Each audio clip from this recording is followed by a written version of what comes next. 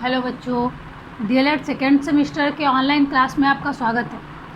Online class के अंतर्गत पिछले वीडियो में हम आप लोगों को प्रयोजनवाद के सिद्धांतों के बारे में बता रहे थे। सिद्धांत के अलावा भी कुछ इसके मुख्य उद्देश्य, पाठ्यक्रम, अनुशासन, विद्यालय और शिक्षक का स्थान, यह भी कुछ ऐसे पॉइंट है जिससे डीएलएड के सेकेंड सेमेस्टर में अक्सर प्रश्न पूछा जाता है। जैसे अगर हम प्रश्नों की बात करें तो प्रयोजनवादी के उद्देश्य क्या है, यानी प्रयोजनवादी शिक्षा के उद्देश्य क्या है, तो इस उद्देश्यों को भी जानना आपको बहुत आवश्यक है। इसलिए इस वीडियो के अंतर्गत हम प्रयोजनवादी शिक्षा के उद्देश्यों के बारे में सबसे पहले पढ़ेंगे। तो यहाँ हमने लिखा हुआ है कि प्रयोजनवादी शिक्षा के उद्देश्यों में सबसे पहला लिखा है मूल्यों का निर्माण करना। मूल्यों का निर्माण करना, यहाँ बालक के मूल्यों की बात हो रही है, उनके नैतिक विकास की बात हो रही है कि बालक के अंतर्गत एक ऐसे नए मूल्यों का निर्माण किया जाए जो कि उसके विकास में सहायक हो। यहाँ हम आपको बता दें कि यह आदर्शवादियों के अनुसार नहीं है कि वो पुराने जो अध्यात्म मूल्य थे उन्हीं को ला दे, ऐसा वो नहीं मानते हैं। वह यह मानते हैं कि ऐसे मूल्यों को सृजन किया जाए जिससे बालक ज़्यादा से ज़्यादा क्रियाशील हो सके, ज़्यादा से ज़्यादा वह सीख सके। दूसरा इसमें है बालक का विकास। बालक के विकास के लिए भी यह बहुत महत्वपूर्ण था। इसका शिक्षा का एक और उद्देश्य है कि यह बाल केंद्रित है, बालक को ही मुख्य मानता है, और जब बालक को मुख्य मानता है तो ऐसी स्थिति में बालक के विकास को महत्वपूर्ण स्थान देता है। ये प्रयोजनवादियों का यह मानना है कि ऐसे वातावरण का सृजन किया जाए, ऐसा वातावरण बनाया जाए जिसमें बालक का विकास अच्छी तरह से हो सके, यानी कि बालक का सर्वांगीण विकास हो सके। दूसरा है सामाजिक व्यवस्था की योग्यता। सामाजिक व्यवस्था की योग्यता, यह सामाजिक व्यवस्था की बात करता है। हमने कहा ना कि यहाँ समाज को बहुत विशेष महत्व माना जाता है, प्रयोजनवादी समाज को विशेष महत्व मानते हैं। तो ऐसी सामाजिक व्यवस्था की जानी चाहिए जो बालक के विकास में योग्य हो। गतिशील निर्देशन, जैसे हमने बताया था कि प्रयोजनवादियों का यह मानना है कि हमेशा बदलता रहता है, परिवर्तनशील, शिक्षा भी परिवर्तनशील है, सब कुछ परिवर्तनशील है, पृथ्वी भी परिवर्तनशील है, हम हर चीज़ परिवर्तनशील है, तो सब में एक गति रहती है। तो इसी गति निर्देशन के लिए भी यह बात करता है। अगला है प्रयोजनवाद और पाठ्यक्रम। इसके अंतर्गत सबसे पहला बताया गया है कि प्रयोजनवादियों ने किन पाठ्यक्रमों को, यानी पाठ्यक्रम के अंतर्गत किन किन विषयों को रखने की बात की है। तो यहाँ सबसे पहले बता दें कि यह बाल केंद्रित है।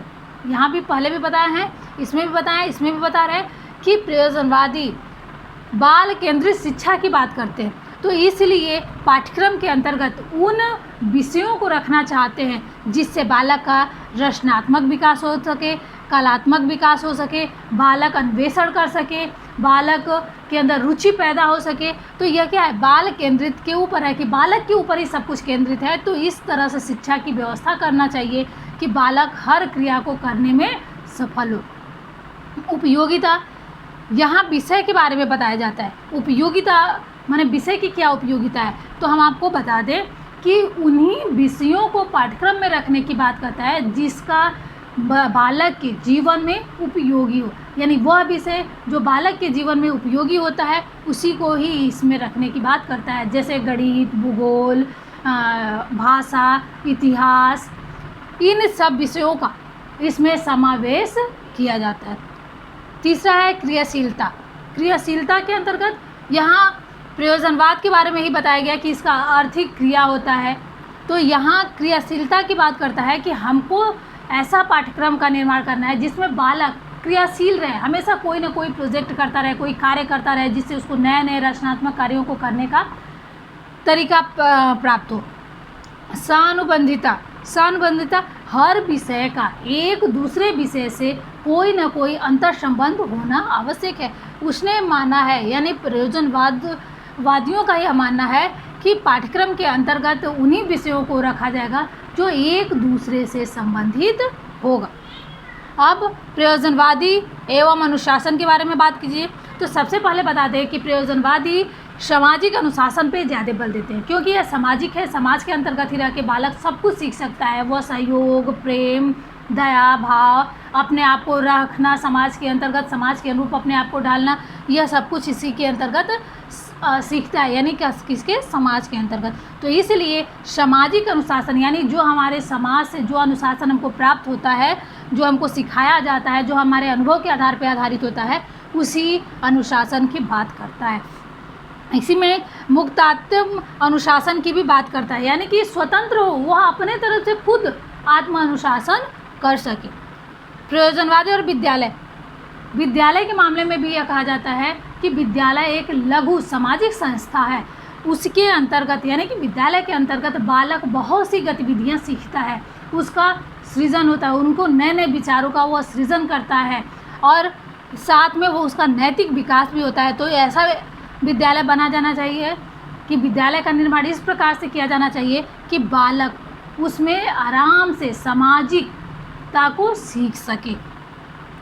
प्रयोजनवाद तथा शिक्षक, प्रयोजनवाद और शिक्षक के बारे में कहा जाता है कि शिक्षक सब कुछ ही है, यानी कि जैसे हम आदर्शवाद की बात करते थे, वैसे यहाँ भी बताया जाता है कि प्रयोजनवादी शिक्षक को एक मार्गदर्शक के रूप में कहता है कि वह उसको शिक्षक का यह कार्य होता है कि ऐसे वातावरण यानी ऐसा विद्यालय बनाए, ऐसा वातावरण बनाए कि बालक वहाँ पे अपने अंदर निहित शक्तियों को निकाल सके, उसको बाहर निकाल सके। और बालक के अंदर जो शक्तियाँ निहित हैं, उसको शिक्षक का ही कार्य होता है कि उसको उचित मार्गदर्शन दे और उसको सही रास्ता दिखाए। यानी कि इसमें भी शिक्षक का विशेष स्थान है। शिक्षक ही है वह है जो उचित अनुचित, सही गलत और उसको आगे का रास्ता यानी कि बालक को आगे का रास्ता दिखाता है। तो आपने देखा कि प्रयोजनवाद में शिक्षा के जो उद्देश्य थे, पाठ्यक्रम थे, अनुशासन, विद्यालय और शिक्षक का स्थान, इसके बारे में बताया गया है। तो यह प्रयोजनवाद का एक तरह से टॉपिक ख़त्म हो गया है। इसके आगे हम प्रयोजनवाद के प्रकारों के बारे में थोड़ा सा चर्चा कर लेंगे। आज के वीडियो में इतना ही। धन्यवाद।